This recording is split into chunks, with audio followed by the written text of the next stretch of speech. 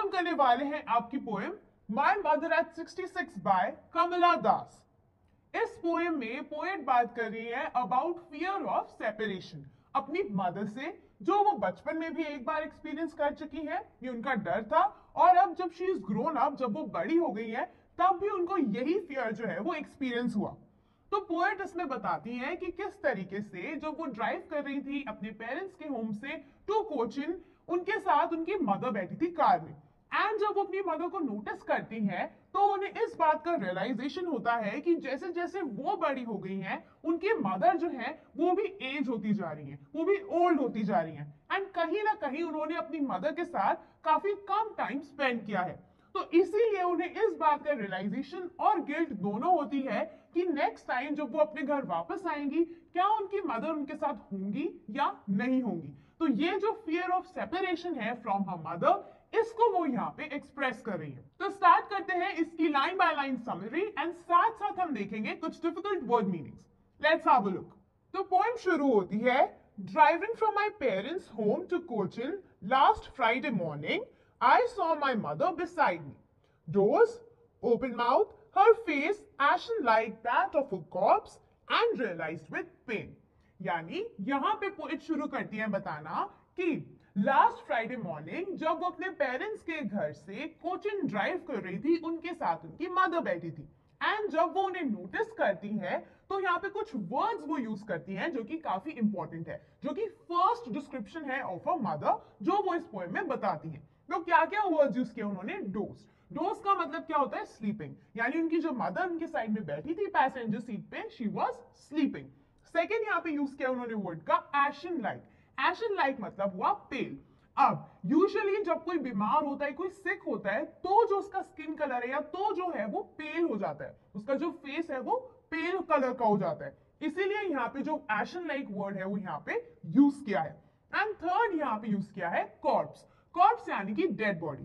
अब क्योंकि उनकी मदर बहुत ही आराम से बिना किसी मोशन के बैठी थी, एज इन वो बिल्कुल भी हिल नहीं रही थी, चुपचाप उनका जो मुंह था वो खुला था, वो सो रही थी, तो ऐसा अपीयर हो रहा था दैट वो लाइफलेस है, लाइक उनमें लाइफ नहीं है, she is like a dead body. ये जो है वो यहाँ पे एक्सपीरियंस करती है। ये जो उनका फर्स्ट डिस्क्रिप्शन है अपनी मदर का, वो यहाँ पे डिस्क्राइब करती है। अब देखते हैं इसके बाद वो क्या कहती है। तो पोएट कंटिन्यू करती है, and realised with pain that she thought away and looked but soon put that thought away and looked out at young trees sprinting, the merry children spilling out of their homes. तो यहाँ पे क्या कह रही है poet कि जैसे ही वो फर्स्ट टाइम अपनी मदर को नोटिस करती है, जो डिस्क्रिप्शन उन्होंने दिया है, उसके बाद फटाफट से उनके दिमाग में ये जो थॉट है, ये जो फियर है, वो वापस आना शुरू कर देता है। कौन सा फियर? Fear of separation. क्यों? क्योंकि उन्हें पता चलता है कि उनकी मदर जो है वो काफी एजेड हो गई है, इसीलिए। तो ये जो फियर ऑफ सेपरेशन जैसे ही उनके दिमाग में आने लगता है, वैसे ही वो क्या करती है, अपने आप को डिस्ट्रैक्ट करती है। ये जो पेन उन्हें रियलाइज होता है कि मैंने ज्यादा टाइम स्पेंड नहीं किया अपनी मदर के साथ और शायद मुझे ये मौका भी ना मिले कभी आगे, इससे अपने आप को डिस्ट्रैक्ट करने के लिए वो विंडो से बाहर देखती है। अब विंडो के बाहर जो इमेजरी है वो काफी इंपॉर्टेंट है और उसका मतलब भी समझ लेते हैं। तो यहां पे वो कहती है मैरी चिल्ड्रन स्पिलिंग। अब सबसे पहली बात, मैरी मतलब क्या हुआ? खुश, ठीक है। चिल्ड्रन स्पिलिंग मतलब चिल्ड्रन प्लेइंग। तो यहाँ पे वो क्या कहती हैं, जैसे ही वो बाहर देखती है, वो देखती है जो बच्चे हैं वो बहुत खुश हैं और वो बाहर खेल रहे हैं। एंड सेकेंड जो वो यहाँ पे यूज करती है वो है ट्रीज स्प्रिंटिंग। स्प्रिंटिंग का मतलब क्या हुआ? देखो, जब एक तरीके से शॉर्ट रेस होती है, जब आप किसी फास्ट मूविंग व्हीकल में होते हो, जब आप जा रहे होते हो, गाड़ी में बैठे होते हो, तो ऐसा लगता है ना कि ट्रीज के साथ हमारी रेस है और वो बहुत जल्दी जल्दी जल्दी जल्दी छूटते जाते हैं पीछे। तो वही यहाँ पे कह रही है। तो पोएट यहाँ पे इन दो इमेजरीज को क्यों यूज कर रही है? क्योंकि यहाँ पे ये जो फर्स्ट इमेजरी है, मैरी चिल्ड्रन स्पिलिंग, ये एक कॉन्ट्रास्ट दिखा रही है उनकी मदर में और बच्चों में। अब देखो, एक तरफ तो उन्होंने अपनी मदर को डिस्क्राइब किया है, वो कितनी लाइफलेस लग रही है ना, शी इज स्लीपिंग, वो लाइफलेस लग रही है, जो उनका फेस है वो पेल लग रहा है। लेकिन जो बच्चे हैं, बच्चे क्या होते हैं? फुल ऑफ लाइफ होते हैं, फुल ऑफ एनर्जी होते हैं। किस तरीके से ये जो बच्चे हैं एब्सोल्युटली ऑपोजिट हैं उनकी मदर से। एंड जब ये इन्हें देखती हैं तो इन्हें ये बात रियलाइज होती है कि कितना डिफरेंस है। एक तरफ उनकी मदर है जो बहुत लाइफलेस है, और दूसरी तरफ ये जो बच्चे हैं ये खुश हैं, ये खेल रहे हैं, ये यूथ, फुल ऑफ यूथ है, फुल ऑफ एनर्जी है। एंड सेकेंड जो इन्होंने यूज किया है इमेज ऑफ ट्रीज स्प्रिंटिंग, यहां पे उन्होंने इसीलिए यूज किया है क्योंकि ये यहाँ पे सिग्निफाई कर रहा है किस तरीके से टाइम बहुत जल्दी जल्दी पीछे या आगे जो है वो बढ़ता जा रहा है।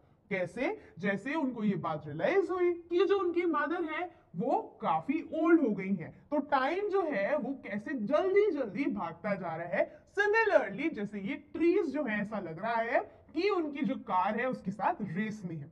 तो यहाँ पे इसीलिए ये जो टू इमेजरीज हैं ये काफी इंपॉर्टेंट है और पोएट ने यहाँ पे यूज करी है। नेक्स्ट देखते हैं पोएट क्या कहती है। सो पोएट कंटिन्यू करती है, but after the airport security check standing a few yards away, I looked again at her, wan, pale as a late winter's moon, and felt that old familiar ache, my childhood fear. तो क्या कहती है यहाँ पे poet? Poet कहती है कि जब वो एयरपोर्ट सिक्योरिटी चेक पे हैं और उनकी मदर उनसे कुछ यार्ड्स अवे हैं, कुछ दूरी पे है, एंड अब जब वो उन्हें नोटिस करती है तो किस तरीके से डिस्क्राइब करती है उनको? वॉन। वॉन मतलब कलरलेस। क्यों? क्योंकि उनकी जो स्किन है वो कलरलेस लग रही है। मैंने बताया था ना, पेल टाइप्स लग रही है, बीमार सिक टाइप्स लग रही है, राइट। एंड नेक्स्ट वो कहती है pale as a late winter's moon. अब विंटर में आपने कभी अगर मून को देखा होगा, पहली बात तो देखना मुश्किल है क्योंकि बाहर काफी फॉग होती है, एंड अगर आप कभी उसको देखोगे तो क्या लगेगा? उसकी कंप्लीट जो ब्राइटनेस है वो नहीं नजर आएगी। क्यों? क्योंकि वो कम हो जाती है उसकी ग्लो, क्योंकि उसके आगे फॉग होती है, राइट। इसीलिए या सिमिलरली ये जब अपनी मदर की बात कर रही है तो ये जो इनका फेस है, उनकी मदर का जो फेस है, क्योंकि अब वो ओल्ड हो गई है इसीलिए it has lost its glow.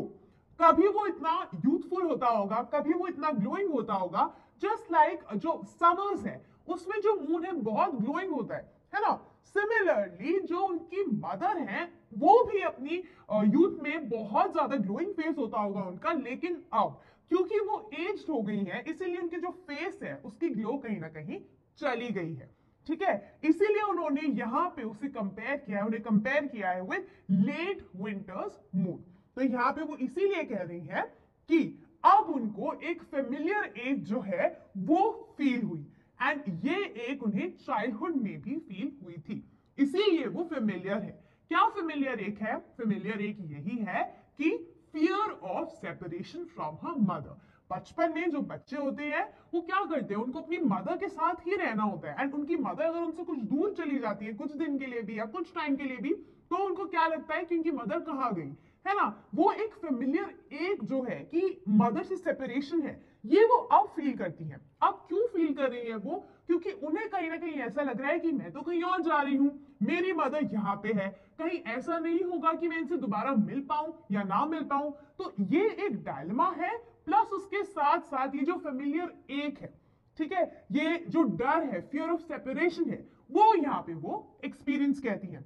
And अब इसके बाद जो बहुत इंपॉर्टेंट पार्ट है वो है इनके पार्टिंग वर्ड्स, कि वो अपनी मदर को क्या कहती हैं और उसका मतलब क्या है। सो पोएट कंटिन्यू करती है, but all I said was see you soon amma, and all I did was smile and smile and smile. तो यहाँ पे ये जो पोएम है वो खत्म हो जाती है। तो यहाँ पे पोएट क्या कहती है कि क्योंकि वो बहुत ओवरवेल्म्ड होती है, यानी कि बहुत मिक्स्ड इमोशंस वो फील कर रही होती है, उन्हें कहीं ना कहीं रिग्रेट या गिल्ट भी होता है कि उन्होंने अपनी मदर के साथ ज्यादा टाइम नहीं स्पेंड किया, रियलाइजेशन भी होता है कि उनकी मदर काफी ओल्ड हो चुकी हैं, फियर ऑफ सेपरेशन भी होता है एक मन में। क्योंकि इन सब चीजों को वो फील कर रही होती है तो वो ज्यादा कुछ कह नहीं पाती अपनी मदर से, वो सिर्फ यही बोलती हैं सी यू सून अम्मा। एंड यहाँ पे ये क्यों बोलती हैं? एक तो ये उनको फेयरवेल जो है वो बिड कर रही हैं, बाय कर रही हैं, एंड दूसरा ये एक अपनी तरफ से एफर्ट करती हैं, वो दिखाना नहीं चाहती अपनी मदर को कि वो क्या फील कर रही हैं, वो अपनी मदर को बहुत इस तरीके से शो करना चाहती है कि हाँ उनका पॉजिटिव एटीट्यूड है कि हाँ वो डेफिनेटली मिलेंगे, इसीलिए वो बोलती है यहाँ पे सी यू सून अम्मा। सो क्या करता है ये? Represent her farewell and effort to leave her mother with optimism, कि जो उनकी मदर है वो ऑप्टिमिज्म जो है उनके दिमाग में रहे, वो पॉजिटिव थॉट जो है अपने दिमाग में लेकर रहे। And all she did was smile and smile and smile. अब यहाँ पे 3 बार स्माइल का यूज किया गया है, तो हर बार इसका जो मीनिंग है वो डिफरेंट है। जो फर्स्ट स्माइल है वो यहाँ पे क्या सिग्निफाई करती है, वो सिग्निफाई करती है ये जो रियलाइजेशन है उनका, ठीक है, ये जो डर है उनका, क्या कि उनकी जो मदर है अब वो ओल्ड हो गई है एंड पता नहीं नेक्स्ट टाइम वो उनसे मिल भी पाएंगी या नहीं मिल पाएंगी, विल शी बी देयर और will she not be there. तो पहली स्माइल जो है वो इस रियलाइजेशन की है। सेकेंड स्माइल जो है वो एक ब्रेव फ्रंट है जो अपनी मदर के सामने रखना चाहती है। वो नहीं चाहती कि उनकी मदर को थोड़ा सा भी आइडिया लगे कि वो उस टाइम पे क्या एक्सपीरियंस कर रही है, कि उनके मन में क्या चल रहा है। वो अपने आप को ब्रेव दिखाना चाहती है अपनी मदर के सामने। तो सेकेंड जो स्माइल है वो रिप्रेजेंट कर रही है द ब्रेव फ्रंट। एंड जो थर्ड स्माइल है, जो वर्ड यूज किया गया है, that is the hope to see her. अब यहाँ पे आयरॉनिकली जब वो ये बात बोलती हैं कि सी यू सून अम्मा, तो कहीं ना कहीं उनको इस बात की श्योरिटी नहीं होती कि वो उनसे मिल पाएंगे, कि देख पाएंगे उनको वापस कि नहीं, लेकिन फिर भी उनके मन में एक होप होता है। शी वांट्स टू बिलीव कि नहीं, नेक्स्ट टाइम भी मैं अपनी मदर से मिल पाऊंगी। सो व्हाट कि वो ओल्ड हो गई हैं, so what she is ageing now.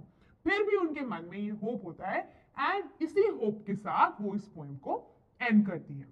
तो अगर हम इस पोएम की बात करें तो ये काफी सिंपल, काफी इजी पोएम है, जहां पे पोएट सिर्फ अपनी जो फीलिंग्स हैं उनको एक्सप्रेस करती हैं जब वो अपनी ओल्ड मदर को देखती हैं। जब वो उनको देखती हैं, जो चीज वो रियलाइज करती हैं, उन सब चीजों को यहाँ पे वो डिस्क्राइब करती हैं एंड वो डिस्क्राइब करती हैं अपनी मदर को भी।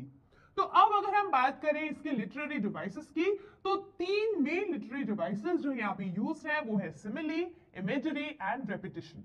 सिमिली हम देखते हैं वो कंपेयर करती है अपनी मदर को like a dead body, right, like a cops कहती है वो। एंड उसके बाद हम देखते हैं कि लेट विंटर्स मून के साथ भी वो उनको एक तरीके से कंपेयर कर रही है। देन अगर हम बात करें इमेजरी की, तो हमने देखा किस तरीके से Mary children spelling and tree sprinting जो है वो यहाँ पे इमेजरी यूज करी गई है।